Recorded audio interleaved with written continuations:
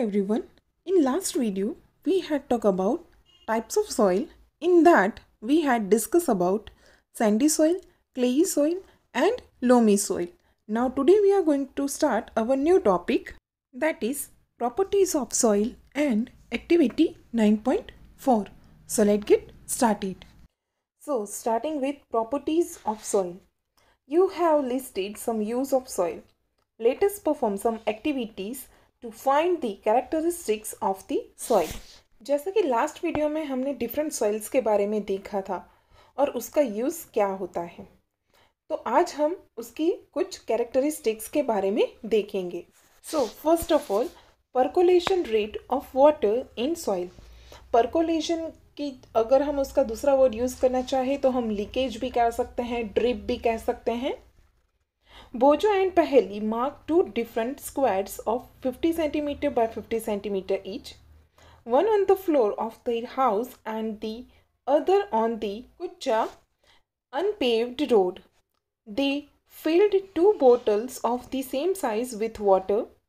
They emptied the water from the bottles, one each at the same time in the two squares. They observed that the water on the floor flowed down and was not absorbed. On the Kucha road, on the other hand, the water was absorbed. यहाँ पे पहेली और बोजो ने 50 centimetre 50 centimetre के दो squares बनाए. एक बनाया अपने घर की फ्लोर के ऊपर और दूसरा बनाया जो कच्ची सड़क होती है वहाँ पे.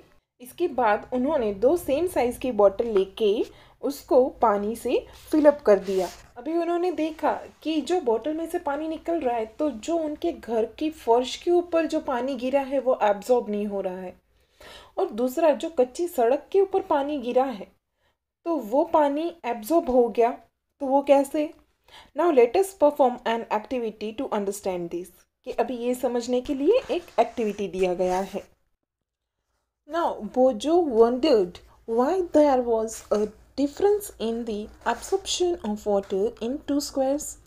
कि यहाँ पे बोजो को थोड़ा वंडेड लगा, मतलब कि वो एक्साइटेड था ये देखने के लिए कि ऐसा कैसे हो सकता है कि जो फर्श के ऊपर पानी गिरा वो एब्जॉर्ब नहीं हुआ पर जो कच्ची सड़क के ऊपर पानी गिरा वो एब्जॉर्ब हो गया. So starting with activity 9.4. For this activity divided yourself into 3 teams. Name the team A, B and C. You will be finding out how fast the water passes down the soils.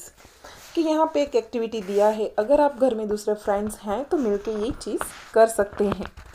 You will need a hollow cylinder or a pipe, कि जिसके लिए आपको एक cylinder चाहिए होगा या तो pipe चाहिए होगी.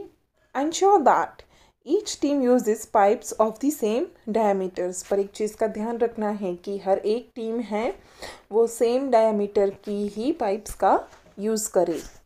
Some suggestions for obtaining such a pipe are given below. कि यहाँ पे नीचे कुछ suggestions दिए गए हैं. उसमें से फर्स्ट है, if possible get a small tin can and cut off its bottom. कि अगर हमारे पास पाइप्स नहीं है तो जो टीन आते हैं, मतलब कि जो कोको कोला थम्सअप्स के जो टीन आते हैं तो उसका नीचे का बॉटम है तो वो कट करके यूज़ कर सकते हैं.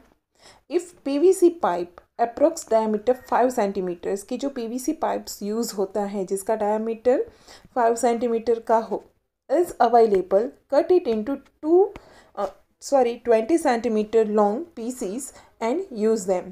कि जो PVC का पाइप अवेलेबल हो जिसका डायमीटर 5 सेंटीमीटर्स का हो तो उसको 20 सेंटीमीटर्स में कट कर सकते हैं. At the place where you collect the soil, place the pipe about 2 centimetre deep in the ground.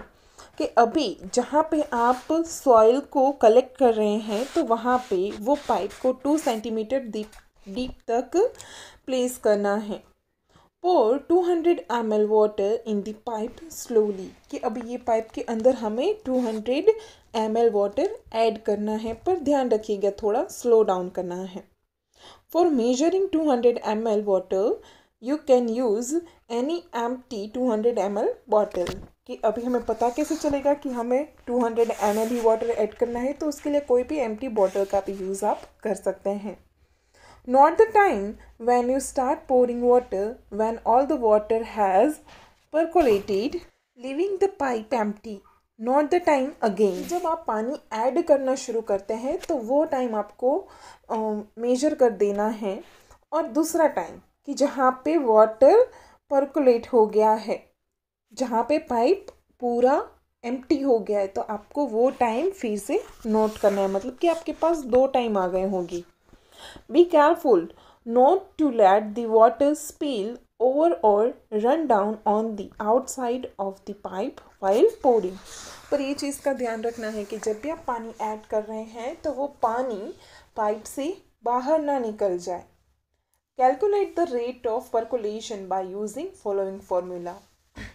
कि अभी हम ये जो परकुलेशंस है तो उसको ये नीचे दिया गया है फॉर्मूला है, उससे हम देख सकते हैं. परकुलेशन रेट जो कि ml और मिनट के अंदर होगा, क्योंकि हमने 200 ml वाटर ऐड किया है, is equal to amount of water जो कि ml के अंदर है और परकुलेशन टाइम जो कि मिनट के अंदर है. For example, suppose that for a certain sample it took 20 minutes for 200 ml to percolate.